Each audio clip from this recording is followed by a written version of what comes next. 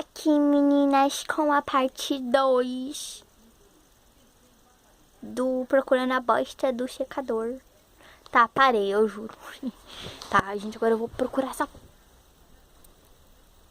merda de secador.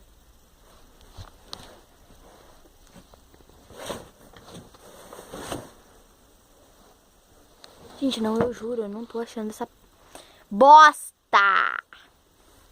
Essa merda. Vocês me entendem?